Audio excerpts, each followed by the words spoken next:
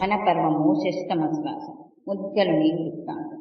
ఒకరోజు ధర్మరాజు నిద్రిస్తుండగా అతని స్వప్నంలో ఒక అడవి జంతువు కనపడి, ధర్మరాజా, ప్రతిరోజు మీరు మమ్మల్ని చంపి తింటున్నారు.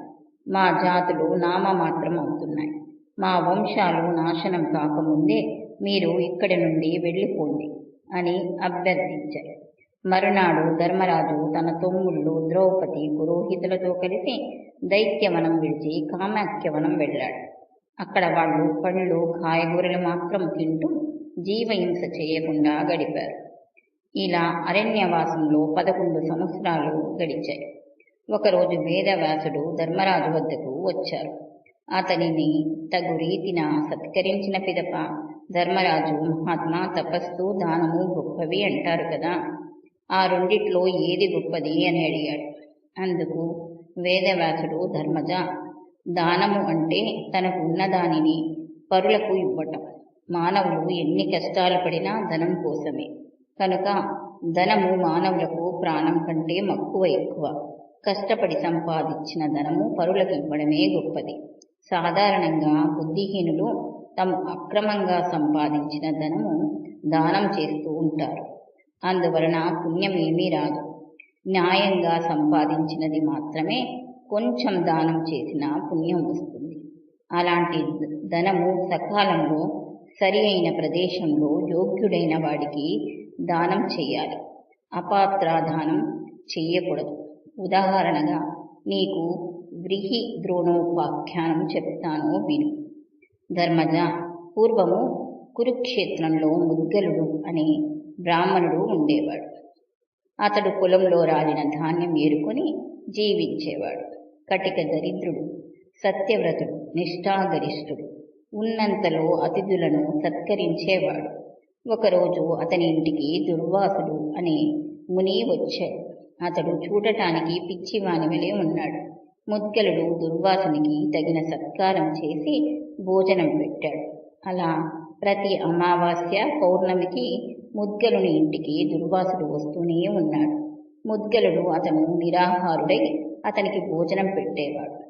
ఆ విధంగా 6 పర్వదినాలు వరసగా ప్రీతిగా భోజనం పెట్టిన ముద్గలుణ్ణి చూసి దుర్వాసుడు ఆశ్చర్యపోయాడు. దుర్వాసుడు, ముద్గల మహర్షి, నీ వంటి దానశీలిని నేను ఇంతవరకు చూడలేదు. నువ్వు సద్గుణ సంపన్నుడవు, పుణ్యమూర్తివి.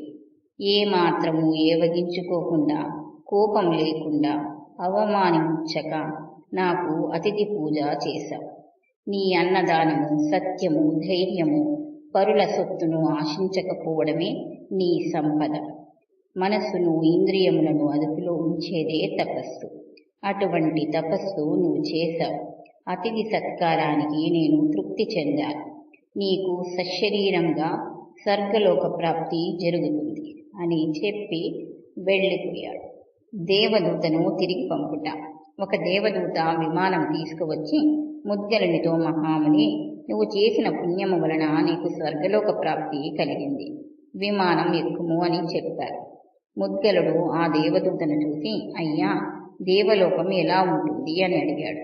తపస్సు చేసి సిద్ధి పొందిన మహామునులు, యజ్ఞాలు చేసిన వాళ్ళు, సత్యసంధులు, ఇంద్రియములు జయించిన వారు, దానం చేసిన వారు, యుద్ధంలో మరణించిన వారు దేవలోకంలో నివసిస్తారు. ఇంకా అప్సరసలు, సిద్ధులు, సాధ్యులు, దేవమునులు, మరుత్తులు నివసిస్తుంటారు. మేరు పర్వత శిఖరం అక్కడే ఉంది. నందనోద్యానం ఉంది. అక్కడ ఆకలి దప్పులు ఉండవు. వ్యాధులు, ముసలితనం ఉండదు. అక్కడ అందరికీ తేజోమయ దేహాలు ఉంటాయి. స్వర్గంలో ఉన్నంతకాలం దుఃఖం ఉండదు. నిరంతర సౌఖ్యము, ఆనందం ఉంటాయి. స్వర్గలోకం పైన బ్రహ్మలోకం ఉంటుంది. అక్కడ మనువులు, మహర్షులు మాత్రం ఉంటారు. అక్కడ పునర్జన్మ ఉండదు. ప్రళయకాలంలో అన్ని లోకాలు నాశనమవుతాయి. బ్రహ్మలోకం మాత్రం నిలిచి ఉంటుంది. మనుషులు భూలోకంలో చేసిన పుణ్యాలకు ఫలితం స్వర్గలోకంలో అనుభవిస్తారు. అక్కడ ఎలాంటి పుణ్యము చేసుకోవడానికి వీలు లేదు. చేసిన పుణ్యఫలం అనుభవించిన తర్వాత మరలా భూలోకానికి వస్తారు. వచ్చిన మానవుడు వాటిని విడవలేక వేదనకు గురి అవుతాడు.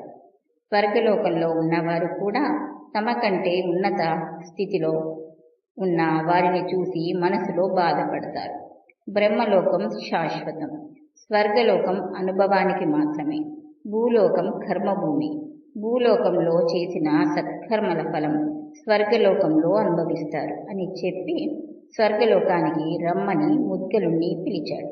ముద్గలుడు, అయ్యా, నాకు అశాశ్వతములైన స్వర్గసుఖములు అవసరం లేదు. ఏ లోకానికి పోతే తిరిగి జన్మ లేదో ఆ లోకానికి పోవడానికి ప్రయత్నిస్తాను అన్నాడు. దేవదూత వెళ్ళిపోయాడు. ఆ తర్వాత ముద్గలుడు ద్వంద్వముల యందు ఆసక్తి వదిలి అంతటా సమభావంతో చూసి జ్ఞానయోగి అయ్యాడు, జీవన్ముక్తుడు అయ్యాడు. కనుక ధర్మరాజా, నువ్వు రాజ్యం పోయినందుకు చింతించవలదు అని హితబోధ చేశాడు. తర్వాత తన ఆశ్రమానికి వెళ్ళాడు.